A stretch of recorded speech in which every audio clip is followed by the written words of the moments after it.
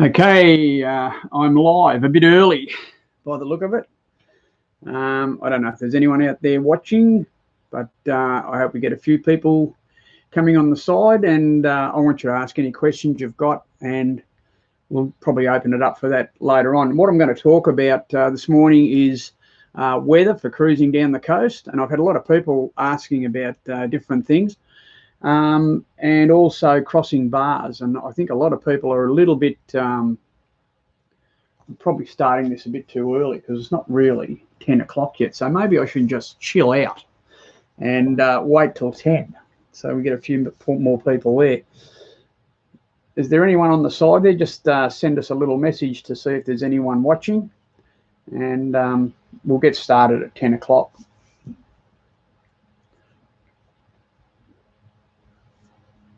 Don't be shy. Good on you, Michael. From New Zealand. How's the weather down there, mate?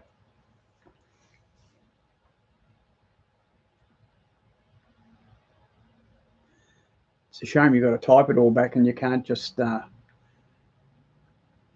talk back to me, eh? Yeah, a little bit average here too, a bit overcast. They forecast some rain, but yeah, it's not too bad, not wet at the moment. I washed the boat yesterday, so I don't want it to rain. Every time it rains, it brings a lot of dirt down with it, and pretty hard to keep the boat clean. Anyhow, we're up to 10 o'clock. I hope there's more people than just Connor on the side there. So we're going to talk about weather. We've already talked about it a little bit with Michael. Pretty average in New Zealand, apparently, and it's a bit overcast here at Rathmines. That's where I am this morning. I'm tied up to a mooring. It's a great spot. I can just take the dinghy over to a little jetty that they've built here. It's an old seaplane boat, actually, and the jetty is great because you can tie your dinghy up there, and it's probably about a 1K walk to town. So it's and they've got an IGA coffee shop, which is very much needed. They've got a chemist. They've got a bottle shop. Yeah, it's a good spot. And there's a club here in the old officers' mess, being a seaplane base. The RAF used to run it, and the old officers' mess is set up as a bowling club, and they're a friendly mob there. And I went up there last night and had some dinner. It was really good, so that was great. But we're going to talk about weather. A lot of people ask me what I use to get weather forecasts, and my main three, of course, BOM. I always have a look at BOM.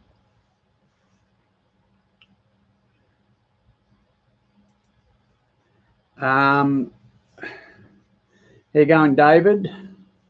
Yeah, I always look at BOM, but also I use Windy. It used to be called Windy TV or Windy TY, I think it was. They just call it Windy now. That's an animated app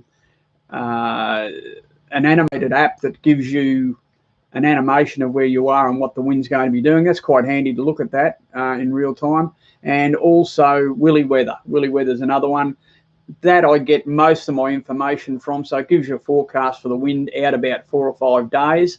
And it also, you can get tidal information and swell information off that as well. I think you can off all of them, but that's what I usually use when I'm looking at the weather for when I'm going to head off somewhere. I'll be here. I'm waiting for a parcel to come in. Actually, I'm going to talk about it later. We've got some merch happening on the channel. And I'll talk about that a bit later, but I'm waiting here for a parcel with a bit of the merch in it so that I can wear a bit while I'm filming and while I'm doing these live streams, I guess, but we'll talk about that later. So anyway, they're the three that I use for getting weather forecasts, and they're pretty accurate. I don't think they're usually, well, the direction of the wind is very accurate. Sometimes they can be a little bit out on the strength of the wind, but usually it's pretty good. So I'll go by them for most of my trip planning, and they don't often let you down.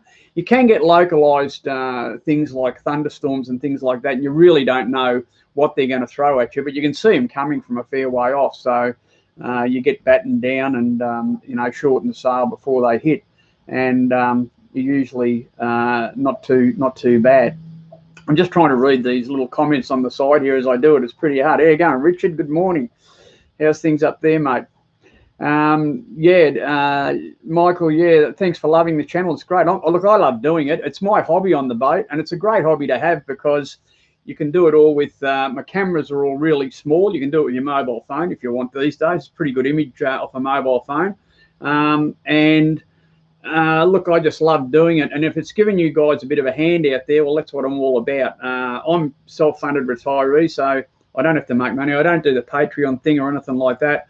I just love this lifestyle, and if I can help people get into it, I think that's my mission in later life. So that's what I'm about. So look, it's great that you guys love it. I'd hate to be doing all this and you hated it, but anyway, it's good.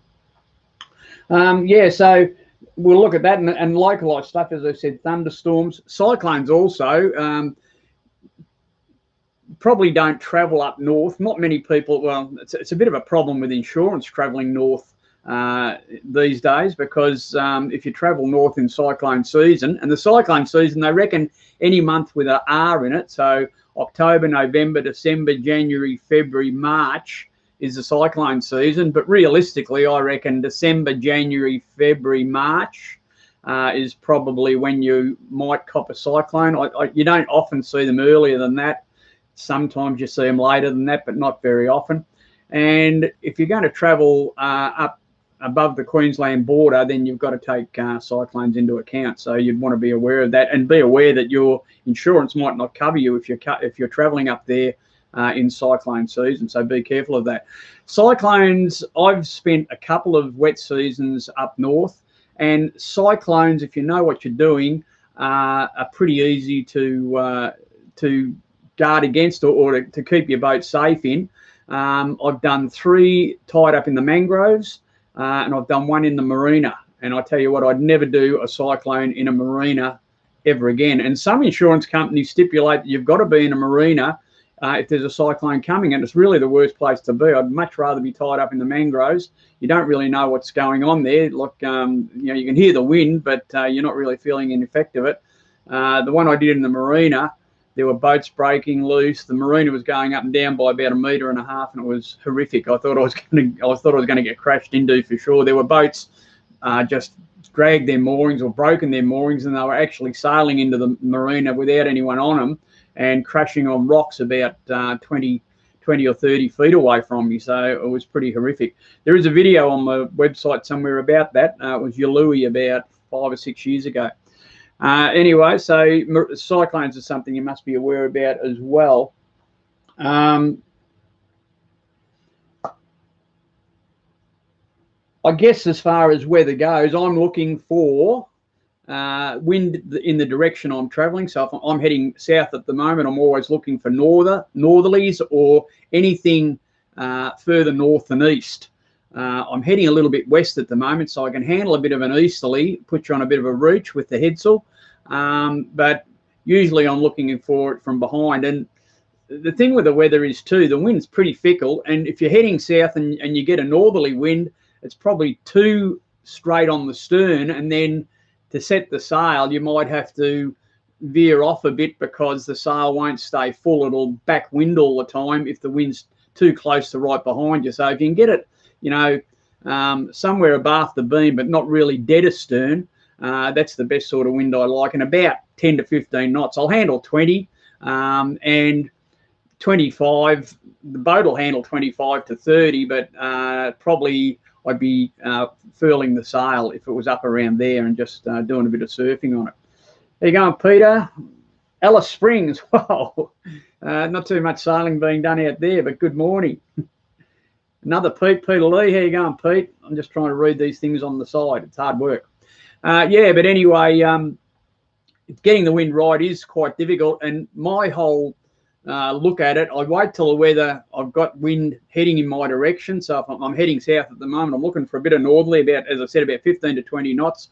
And what I'll do, I'll just go up, I'll get out. Usually when you get out of a place, you might have to head into the wind to get out. But then you'll round a headland and start heading south. Well, I'll wait till I'm on that course taking me south, and if the wind's right, I just roll out the headsail, and it's fantastic. The thing about the headsail, I pick up about a knot and a half, depending on the strength of the wind, and it just steadies the motion of the boat down. Catamarans, I think, are pretty stiff. They roll off a wave and they come back pretty quick. But when you get the head sail out, it holds you on that little bit of an angle, and it really takes the whippy motion out of the boat. And it's a lot more pleasant to be on with the head sail deployed. And of course, it gives me something to bugger around with. I'm out there trimming it and trying to get the best out of it all the time. So I think it's a pretty good setup. It's something that's evolved on the boat. I didn't have a mast on it when I built it, but it's something that I've done, and now I wouldn't be without it. Okay, Jan and Jenny. Oh, here you going, guys. I met up with Jan and John in Harvey, in Nelson Bay, and they put me on the wireless, if anyone listened to that. But they're in a caravan doing it, and they're looking at getting into a boat next year. So good on you for tuning in. And Donald, there you go, Browns Point, and Lake Macquarie. I'm heading up to Marmont Point Marina later today. He wants to shout me a steak dinner. You don't have to do that, Don, but I'd love to catch up. We'll see how we go. All right, I shouldn't be reading all these things. So, yeah, getting that's how I do it. If the wind's not there, I've got a wind generator on the roof of the boat, and that is really my indicator for whether I'm going to get the sail out or not. I'll have a look at it, and that'll give me the direction the wind, the apparent direction of the wind to the boat, so I can see where the wind's coming from. And if the blades are turning, I'll know there's enough wind there to fill the sail. So I'll look at that, and if everything's right, I'll hook the sail out one side or the other, and then get on it. And I don't know how many times I've done it where I've unfurled the sail. I've had a look at the wind generator. Yep, that's good. You unfurl the sail, as soon as you do, the wind either dies or goes around to another direction. So my ethos in it is, have a look at the wind generator, then go and make a cup of tea and come back. If the wind generator is still pointing in that direction, doing the same thing, then I might get the sail out, because yeah, it's pretty fluky sometimes, the wind. But anyway, when the wind isn't doing it for me, I'm still doing the 5.5 knots under motor, so it works pretty well. I'd love you to fit an AIS. Richard saying he wants me to fit AIS. One day I will, Richard. It's just not on the bucket list at the moment, but I will have to put AIS on sometime. I use AIS on my phone. When I was coming across Stockton Bight, there was a lot of ships, and they were heading out of Newcastle and into Newcastle.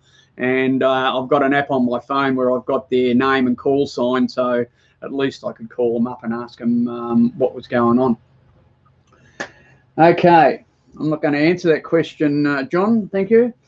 The sail does have benefits, as I said, about 1.5 knots. So it really gives me around about 40 horsepower. My engines are rated at 40 horsepower. If I pull the sail out on the port side, I can shut the port side motor down and still do the same speed. So I guess the sail is giving me about 40 horsepower. I can do that if I want to extend my range a lot, because I halve my fuel consumption. But what I usually do is I run the motor slower now and just use the head sail to get my speed up to 6.5 or 7 knots. So that's pretty nice. I think 10 knots would be a great speed to do, but I don't mind my 6.5 and 7. The little motors in the boat are going pretty well, touch wood. So I'll just keep on running with them and using the sail.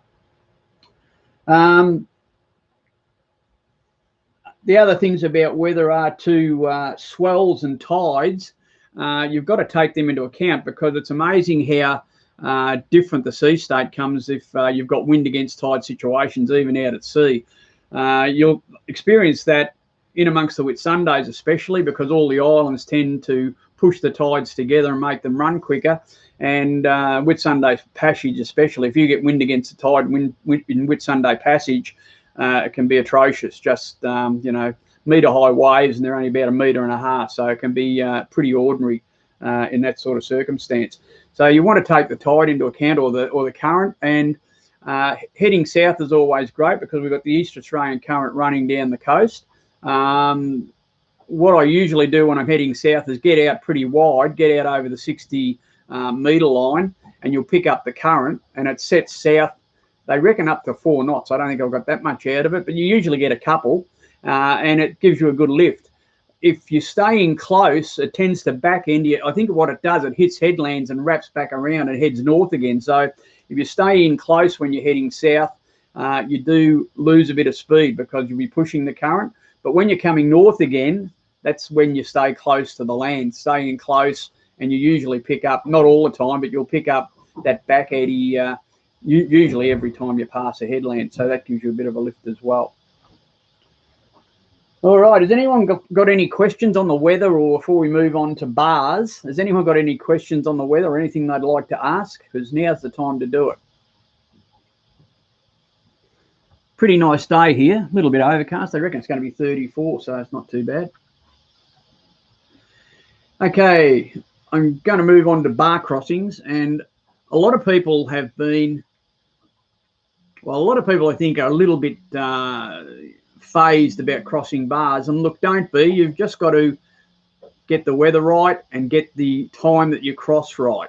I've done, hard to count now, but I've done 6 or 7 bars, I think, on the way to here, and they've all been really good crossings. But I've watched the weather. I haven't gone out in atrocious conditions, and I've crossed most of them. A couple of them I haven't, but most of them I've crossed in the last couple of hours of the run-in tide, and that's the trick. The air app I use, Melly boy, what is the name of the air app you use? I'm not sure what the air app is, guy, and mate, you'll have to just run that one past me again. Sailing vessel Eula.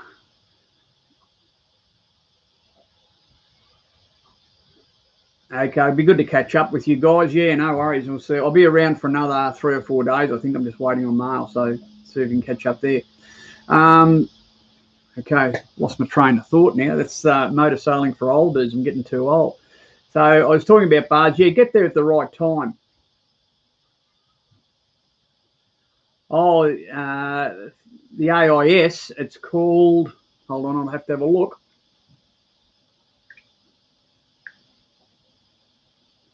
Find Ship. It's called Find Ship.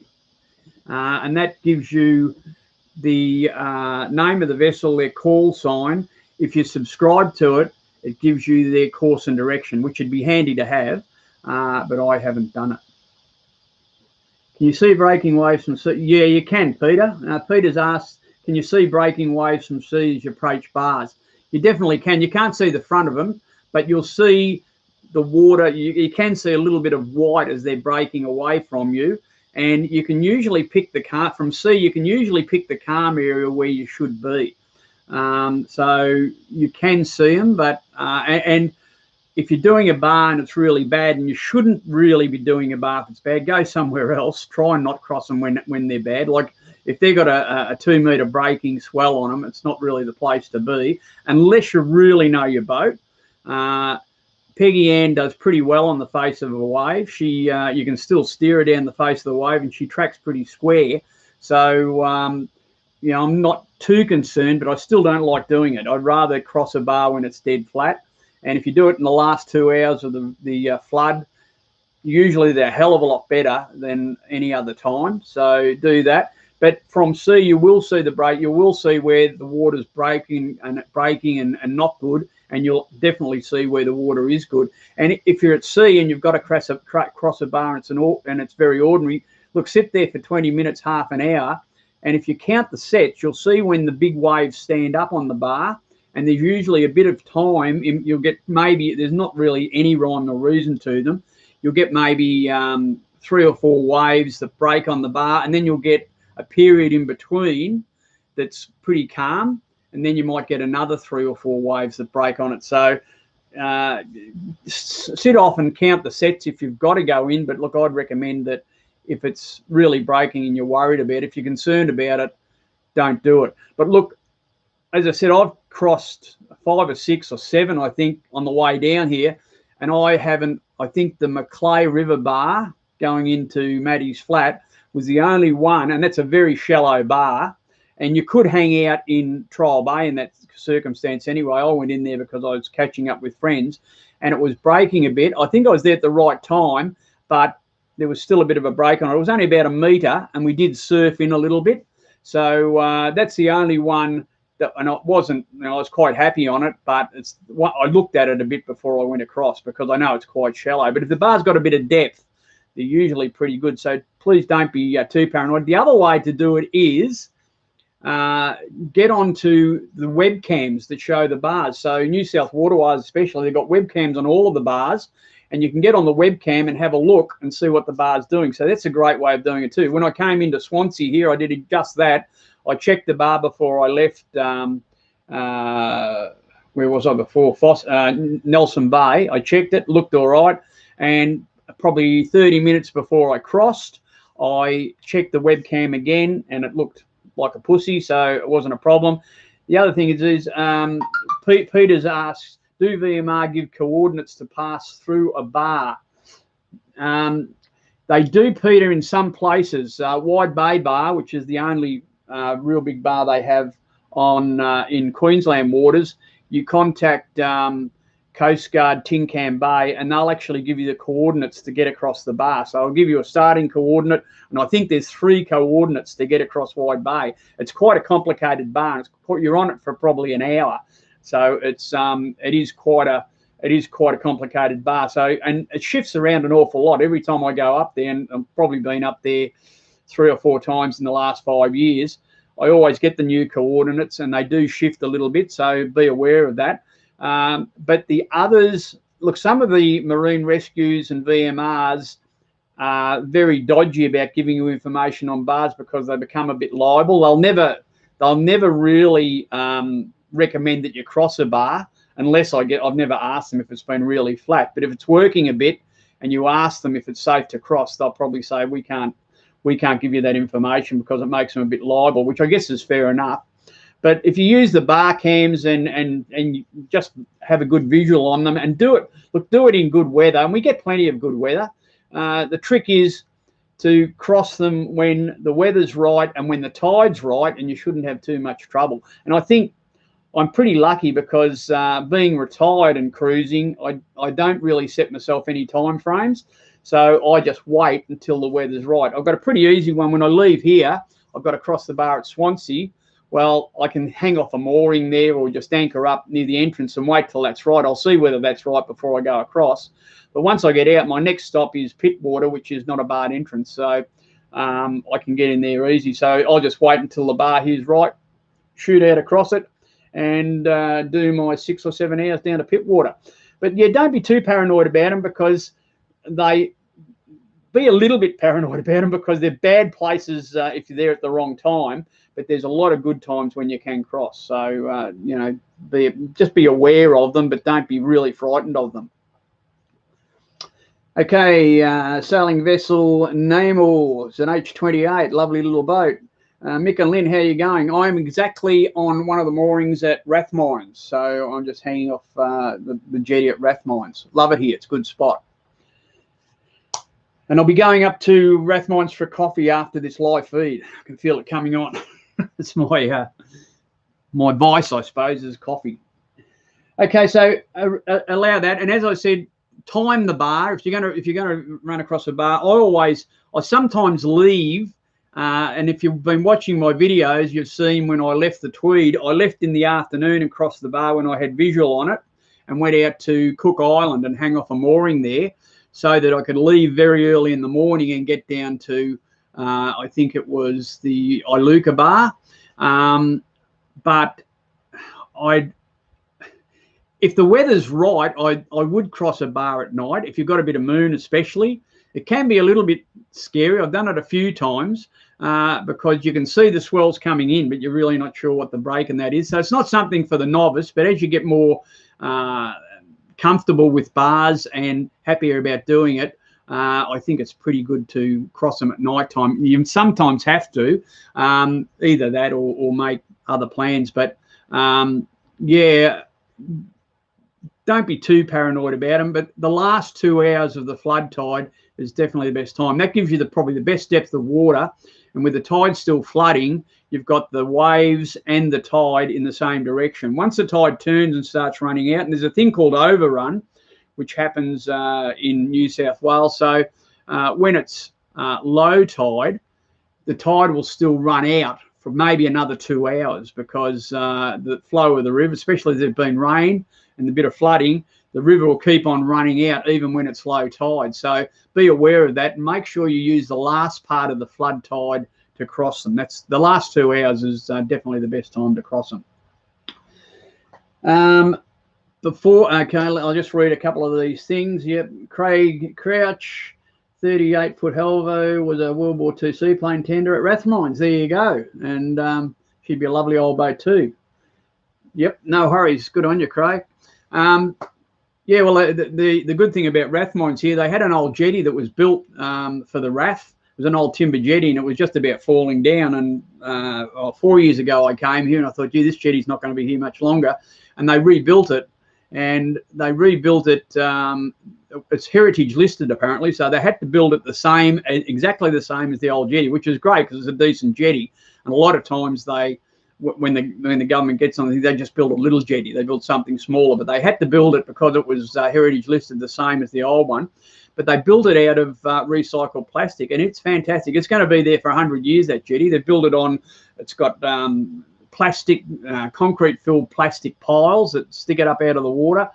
The whole subframe is aluminium, which will last forever. And the whole top of it, the deck, the kickboards and everything are recycled plastic. Must have cost the poultice, but it's going to be there a long while. And it was off this jetty I got the idea of replacing my capping rail with recycled plastic, and I'm wrapped in that. It's just great. So never have to varnish it again. So that's where I got the idea from that from. But yeah, it's good to come here. I'll give Rathmines a rap because it's great to come here. The bowling club's in the old officers club, and there's a bit of history here, and the bowling club are keeping the history going, which is really good. I was talking to a couple of the guys on the committee there last night, just having a quiet beer with them, and they said that they want to keep the history going, which is fantastic. And you go in there and they've got lots of old photos and all sorts of memorabilia. So it's a great little club to go to. And the meal was fantastic. And the beer was great, and the meal was excellent as well. So give them a bit of a rap.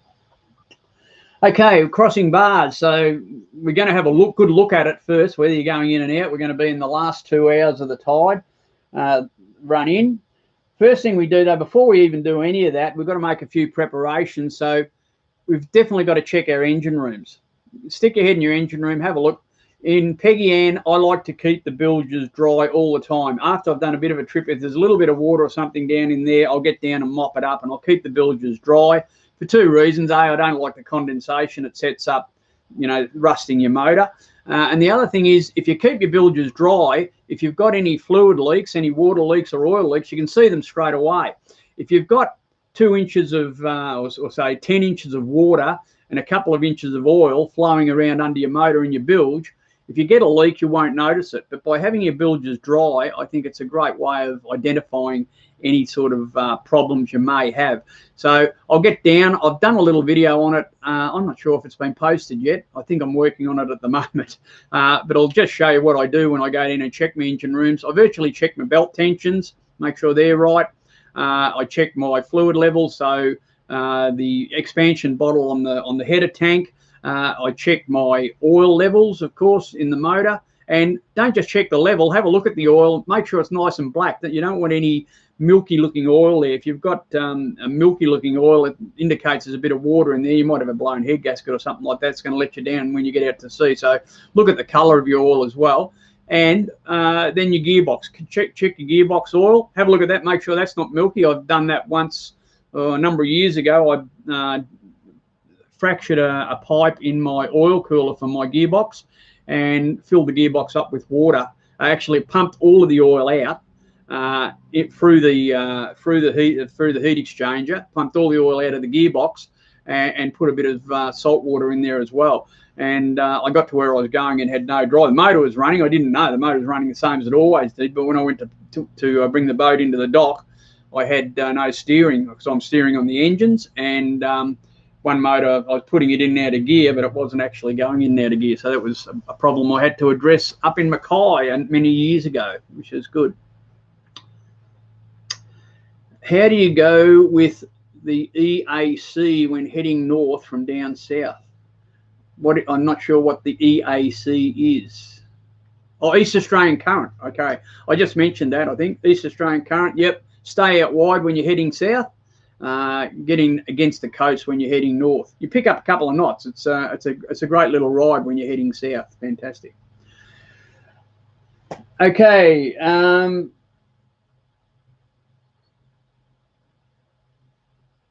The other thing is when you're down your engine room, check for any fluid laying in the bilge. Just have a good check over your motors. You might notice something. You might notice a wire off or anything like that. Just have a good look and just see what's going on in your engine rooms. Okay, once you've done that, start your motors up. When you're coming to a bar, if you're going to cross inwards, I always just push my motors up to full throttle. Okay, just give them a run out before you actually cross the bar. Just push them up to full throttle and make sure you're getting full noise on your engines, because you might need it when you're coming in. The thing is to get across the bar pretty quickly. So I usually run my engines a little bit quicker when I'm crossing a bar than I do at normal cruising revs. But I like to push them wide open throttle and make sure that they're all operating properly, that you haven't got a fuel blockage or something like that and you're only getting half revs on one motor. So be aware of that. I've crossed a bar in really bad conditions only once. I was doing a delivery a lot of years ago. I was on a Riviera, 38-foot Riv, 2 Volvo engines, and off Ballina we lost a motor. I won't go into it, but a hose had blown off in the engine room and his bilge pumps had stopped working because it was an old boat and the wires had dropped off the bilge pump. So I lifted the engine hatch and the motors were half underwater, and what had stopped, one motor had stopped, and what had happened, a steel fuel drum was floating around on the water, broke the fuel bowl off the bulkhead. So we were in a bit of bad shape, and we had to run across the bar into Ballina in less than ideal conditions, and it's a pretty nasty bar there. And I did everything right. There was 4 blokes on the boat. We bailed it out, got it as ship shape as we could, and came in on one motor. We could only do about 7 knots. I had them all in life jackets up on the flybridge, and we got in between the seawalls. Everything, I thought we got in and done it pretty well.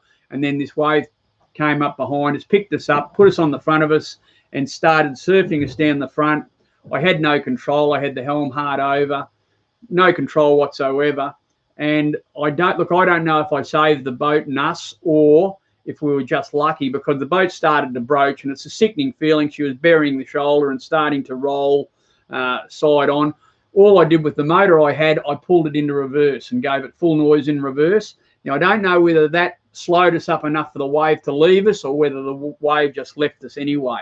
But anyway, we popped up and we were in the river then, and we went up and addressed the problem we had. So that's the worst bar crossing I've done. And another one I've done, I got talked into crossing a bar at the wrong time. This is in my younger days in another boat on the Tweed bar, and actually lost a window. So when those waves break over the front of you, there's plenty of power in them. So be aware of it. So I've had some experiences on bars that I'm not very proud of. And that was because I had someone wanting me to get to somewhere at a set time because his wife was picking us up and blah, blah, blah.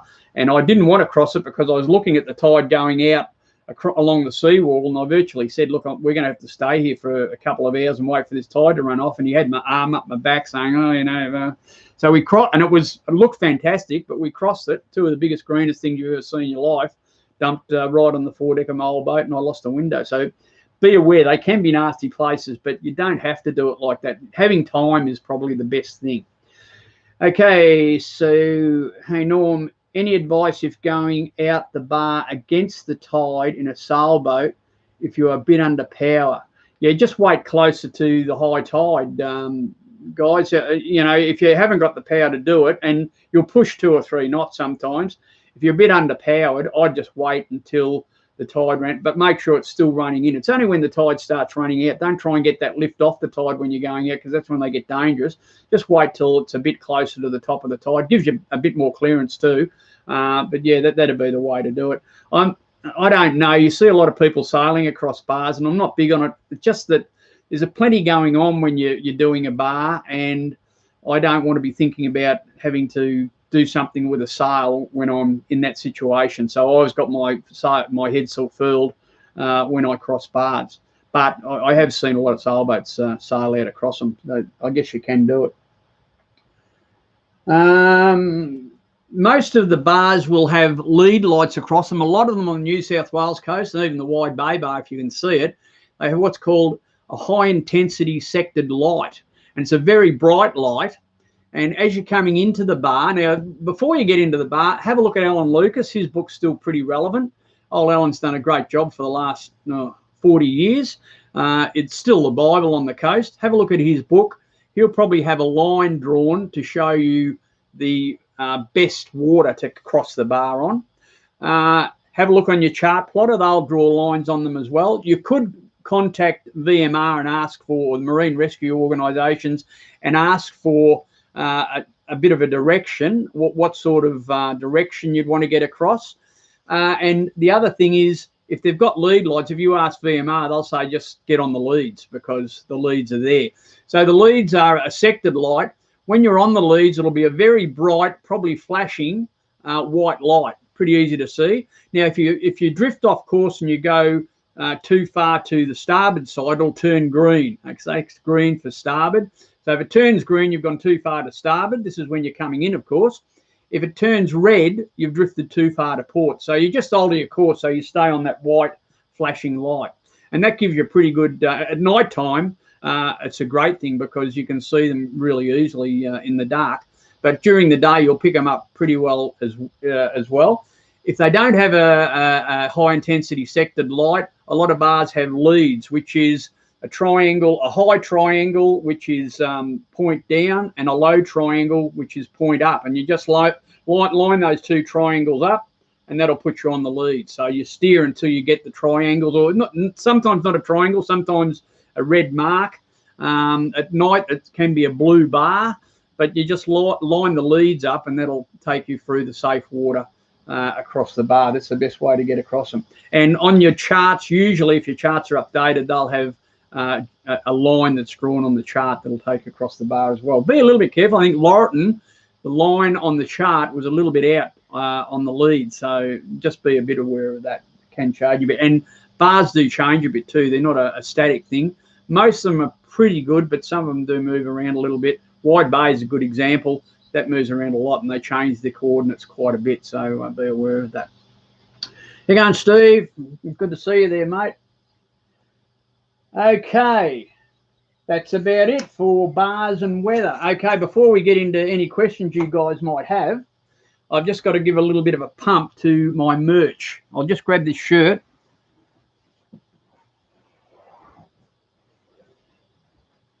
Now, people have asked me about getting some merch, and the way you usually do it is you just send it to a company in China and they set it all up and they make all the money and give you $2 each shirt you make. I'm not interested in that, but I do know a guy by the name of Ian who has just bought the company Grotty Yachty, and they make really good nautical clothing, yachty clothing, and it's good quality. He said he'd love to be able to buy the product in Australia, but no one makes shirts and tops and that in Australia, so he gets them from overseas, but he gets the good quality ones. You can see the quality in this, it's really good.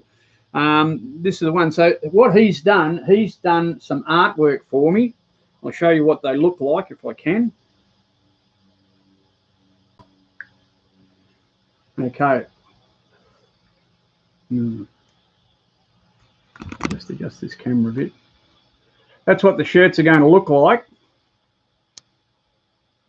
That's Ian. He's a good-looking dude, eh? Okay. So that's what the shirts are going to look like, and they come in a couple of different colours. I think white and grey or whatever, and you can have your name put on it if you want. But I'm not interested in making any dollars. I'm just helping Ian out here. So what you need to do is go to his website. Now, I'll post that. I haven't got it yet, I don't think. But he's going to have a tab on his website. If you Google up Grotty Yachty Clothing, you'll probably find him. And I think there's a tab there where you can buy the Motor Sailing for Old Age shirts. And you buy them through him. I don't make anything out of it. I'm not interested. I'm just giving him a bit of a hand. I'll get a couple of free shirts and we'll plug him that way. But, yeah, look after Ian. He's a nice bloke and he lives on a boat and he's trying to get this little merchandise line off the ground. So give him a bit of a hand and, yeah, maybe buy a shirt or two. It'd be fantastic. He'd be looking forward to sending your orders out. Okay, that's the plug for Ian, so that's well done. Okay, Wangi workers used to have a $5 big. I remember that. I remember the $5 big brekkie. That was fantastic. And I remember they used to have dinner at the Wangi Workers Club too. And you used to be able to go and get dinner. I think it was only $5 or $6. And if you took your plate up, you got your dinner plate up when you finished your main meal. If you took that up to the kitchen, they'd give you sweets as well. Fantastic. It's good. Yeah, and you used to be able to stay on that dock they had behind the Wangi Workers Club. I think it was $1 a night with power and water supplied, so it was pretty good. I do plan to slip down to Wangi and tie up on the new jetty they got down there, maybe tomorrow or something like that. Okay, anyone got any questions? I'm here to answer any questions. So shoot them at me, and I'll try and answer any questions you do have. Thanks, everyone, for coming on board this morning. We've had 38 people watching this. It's gone for 48 minutes. God. Can I talk for that long? But look, if you've got any questions, it'd be a great thing. And something I'd like to know, would you like to do this a bit more regularly? I could do it maybe once a month. I don't think I want to do it every week, but once a month I could do it. What do you think? And what about the time? Does this time suit everyone, or would there be a better time you could do it? So have a think about that. But anyway, open to questions now. Yeah, SV... Naima, I think, Naima. Remind everyone to buy Australian for Christmas. It's hard work, but worth it, for sure. I think, yeah, I don't know. Well, I know Ian, if he could buy these shirts in Australia, he would. Not. I don't know if you know if he buys them from China, but he gets them somewhere. They're good shirts, but he said he just can't buy them in Australia. So we've got to get back to making things here and buying things here. God, we're all Aussies, and China's given us a bit of a flogging at the moment, so why not buy Australian? I think best thing to do. Any other questions there, guys?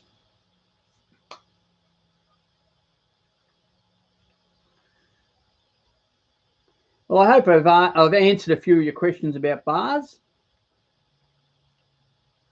Once a month. Okay, good on you, Johnny. It'd be great. Whereabouts are you guys now, John? He agrees with the buying Australian. It's definitely the way to go. Yeah. Well, I'll try and do this once a month. So what I need you to do, get on Facebook and give me some topics you want covered. I'd love to do things to help you out. So just give me any topics you want covered. Okay, Glenn Max just said, hey, Norm, we've just bought a sailboat and are in Perth. We plan to sail it around the top. Do you have any advice? Well, I haven't done that trip, Glenn. I've based myself pretty well on the East Coast. I know a few people that have done it. One guy who sailed all around on about a 34-foot boat, and he sailed north about, so he went anti-clockwise. He went up the top and then around and down the coast. He told me he'd rather do it the other way. If he did it again, he'd go across the Bight and up the West Australian coast. So I think you're probably going the right way. It's just that on that west coast, there's a lot of nothing in between stops. So you should be pretty right. They do it. I haven't got any local knowledge on what the weather conditions are. There'd be a time of year when you should do it. And I suppose if you get a bit of offshore wind, that'd be great for sailing up that coast. But you'll be doing some pretty good trips. But yeah, look, love it. You'd love the Kimberley and all of that up there, and then across the Darwin. It's a great way of doing it.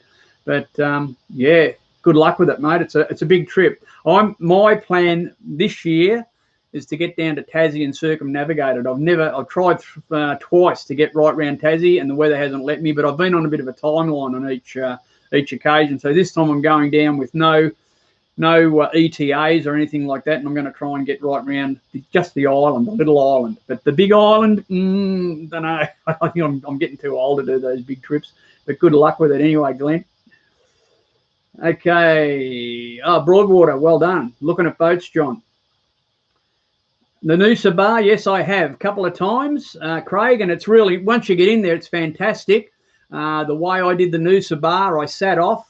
It was really good conditions. You have to have the conditions really right. It was flat, and I just watched the boats coming in and out for half an hour. I anchored up off the bar, and I sat there and waited for about an hour, and I just watched where all the boats were travelling in and out, and then I had a pretty good idea of what the leads, because there's no leads on the Noosa Bar. I think it moves around too much. But if you sit there and it's a good day, there will be boats going in and out, and you can just see where the track is. So I've done that.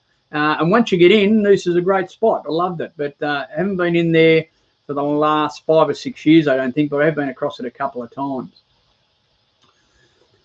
Peter, Tassie to Whitsundays, 15 weeks. Looking for easy, fair weather passages. Is that feasible? Oh, sure. I've done Lake's entrance to the Whitsundays in 10 days on a delivery trip. You don't get good weather all the time when you're doing delivery trips, and that was on a power boat that was probably 18 knots over the ground. So, but 3 months, not a problem, Peter. You should be able to do that okay. You're trying to get back as well. I don't know if that's feasible, but you might want to get up there and spend a bit of time. I know there's a lot of Taswegians that go up there every year. There's 3 or 4 boats that I know, and they leave Tassie. Well, they haven't this year because of COVID, but they leave Tassie around about January, February, travel up, and they do usually Bass Strait in autumn when it's the best time to do that, and then travel up to the Whitsundays, have a good time up there, and then head back again when it starts to get a bit warmer. So definitely doable in that time, mate. Not a problem.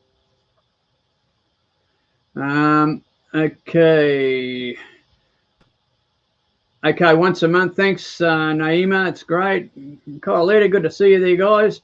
Thanks for your Truric series. Looking forward to following your southerly travels. Enjoy your navigation, angling tips. Okay, no worries, guys. Look, I hope it's helping you out. I hope maybe I've put to sleep a few of the dramas some of you think you're going to have on bars, because look, if you do them in the right weather and at the right time, they're not that bad. Internet is just the phone. Yeah, look, Larry, he said, what do you use for internet, phone, and how is it? I just use my phone. I used to have a wireless modem that I paid, I think it was $50 a month. And it probably wasn't a bad option, the wireless modem, because I could plug it in. I've got a 9 decibel aerial on the top of my mast that really helps the phone. And that used to plug into the wireless modem. But I was talked into just using my phone with a hotspot last time I bought a phone. And that's good, but it doesn't have any capability to hook up to the aerial on the top of the mast. So I probably could take my SIM card out if I had to and put it in the wireless modem and run it that way. But with the hotspot, there's not many places on the East Coast that you don't get comms. There's a bit up around, one that stands out, north, or when you get up to places like north of Great Keppel, up around, what's the name of the place? Island Head Creek.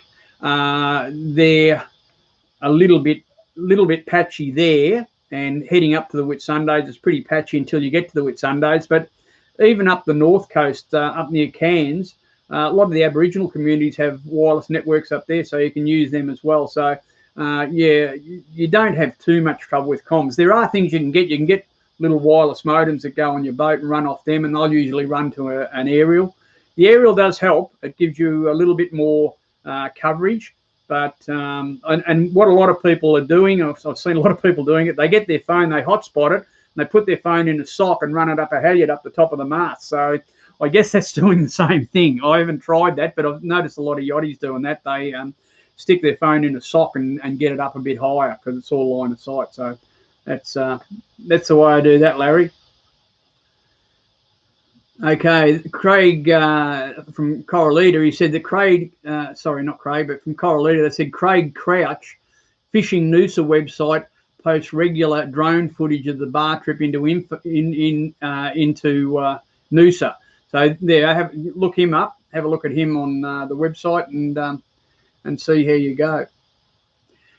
Peter said if you had weather out on the way to Tassie, what would be your longest steam to safety? If you had to weather out on the way to Tassie. On the way to Tassie? Okay, well, there's a few ways of getting to Tassie. I'm probably going to go down around the bottom into Western Port Bay. The kids are down there, so I'll catch up with them. I haven't seen them for 12 months because of COVID. And from there, I'll probably shape a course for King Island and Grassy Harbour, which is a real little bolt hole. That's about 16 hours travelling for me, and it's sort of a cross Bass Strait, but not right across the middle. So about 16 hours. You should be able to pick that all right. Or you could go, I could go to Lake's Entrance and then down to Refuge Cove on the bottom of Wilson's Promontory, and then you can island hop across. You can do Deal Island and then Flinders Island, and they're all quite small trips. So there's two or three different ways of getting to Tassie. If you come directly back, it's about 48 hours from me. You leave from a spot called Babel Island on the east coast of Flinders, and I'm not sure how many nautical mile it is. It's up near 200 and something, might be 300, but I know it's 48 hours. That's what it takes me to come straight back. I've done that trip twice in good conditions. I've done it once in absolutely horrendous conditions, and a long story, but I did that. I wanted to go one day, and my wife at the time didn't want to go. She thought it was a bit rough. I knew it was going to be all right once we got out, and we didn't go. And then hung behind Babel. The weather got worse. We started running out of food. We got what we thought was a bit of a break, and then took off and ended up 50 knot gale in the middle of Bass Strait. That wasn't much fun. I wouldn't want to do that again. Definitely not recommended. What I did to get us out of trouble, I carry a 20-foot sea anchor up in the bows of the boat, and I deployed the sea anchor and set that up. Now that might be a subject we could cover on one of these mornings. It's probably a bit long to go into now, but I hung off that for 10 hours and waited till the weather died out a bit and then continued the trip. But yeah, it can be Bass Strait. It's great when it's calm, but when it's rough, it's bloody rough. It's really big, so be aware of that. But look, you same thing. If you do it right and pick your weather, you'll get across there in calm conditions. I think a lot of sailors are motored across because it's been that calm, which is sort of what you want. I am cruising solo, Stephen. I've been solo all the way from the Gold Coast, from the Whitsundays virtually down to here. So I'm without a partner at the moment. But there's a lady coming on board. I'm picking her up in Pittwater in about a week. So she's going to maybe spend a couple of months. She's just crewing for me. So it'll be a bit of fun having someone else. And she's really into being on the water and learning a bit about boating and navigating and stuff like that. So it's going to be good, and it'll be good to have someone else on board. It does make it a little bit easier and a bit more fun if you're doing it with someone else too. So I've still got my eye out for that partner that wants to live on a boat, but anyway, I haven't found him yet. We'll see where we go. Deal Island, I've been to Deal a few times, and it's a lovely spot. And that's the way if you hop across to Tassie from Refuge Cove on Wilson's Prom, your next destination will be Deal, and you get shelter from any weather there, and it's a lovely spot. Yeah, Naima says the greatest danger on a boat is a deadline. I agree with you wholeheartedly, mate. It's definitely having a deadline makes it more uncomfortable and probably a bit more dangerous too. So if you can do it without a deadline, you really keep yourself in good weather, and yeah, it's a lot better. Where do you find these women that like boating? That's what I'd like to know, Larry. There's not a lot of them out there. If you've got a lady with you and she enjoys boating, you hang on to her, because they're few and far between. It seems to be a bit of a blokey thing, but yeah, I'm sure I've met a few out there, but they're not really committed to doing it full time. So yeah, I don't know. I think a lot of blokes do too. I think a big problem is if anyone's going to live this lifestyle and they get seasick, it really takes the edge off it. So seasickness can be a big problem, but yeah, I don't know where you find them. Anyhow, I'm pretty happy on my own. I do miss my dog a bit, or Pip. I've been thinking about Pip a bit lately. It's been over 12 months since she went to the doggy boat in the Sky. But yeah, I miss her a bit, but it has freed me up a little bit without Pip. I've been to places where I probably couldn't go with her, and next year I'm looking at going a bit further north, past the Whitsundays, up around the Palm Island group, and there's lots of little bits of reef in there out there. And with Pip, she needed a beach to go to, so you wouldn't have been able to do it. But I might go and do some exploring up there next year. I know it's a fair way out, but why not?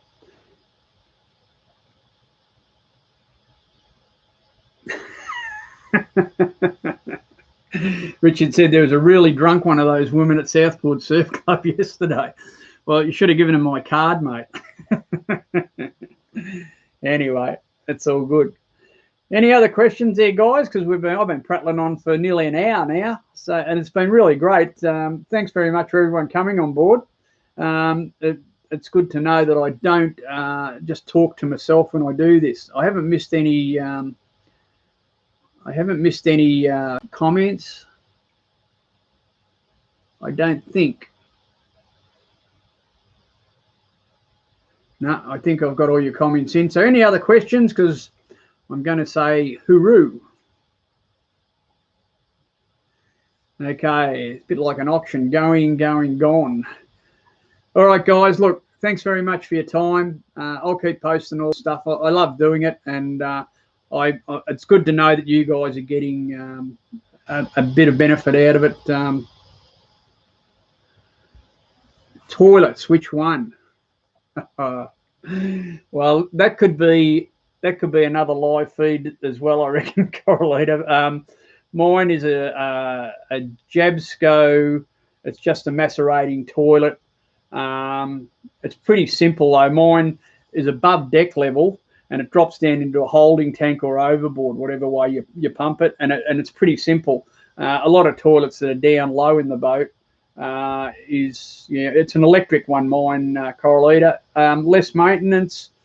Well, I've replaced it once in 20 years, and I replaced it because the motor burnt out, and it was cheaper to replace the whole toilet than it was to replace the motor. So I've replaced it about 6 months ago, I suppose. But that wasn't a hand one; it's an electric one, and it works all right for me. But yeah, they're great until someone puts the wrong thing down them, and then they're a real problem. The issue can be a deal breaker for the ladies. Oh, yeah, true. Yeah, no, this toilet's all right as long as they only put toilet paper down it. If they put a tissue down it, it blocks up in the macerator, and I've got to pull it apart and get the bloody tissue out. So as long as they just use toilet paper, it's fine. But the boat's got a good toilet. It's got a good shower. Got comfy beds. It's all right. It's only me you got to put up with, I guess. And I don't smell too bad. I have a shower every day. All right, guys, I'm going to go clear because it is coming up to an hour. It's easy to do, isn't it? All right, well, thanks for watching this morning, and we'll see you in a month, I guess. I'll promote when we're going to do it, and what I need you to do, send me some ideas on a few of the themes you want covered, because I'll try and do that for you. All right, have a good day, dudes. Catch you later. See you, guys. See you, Peter.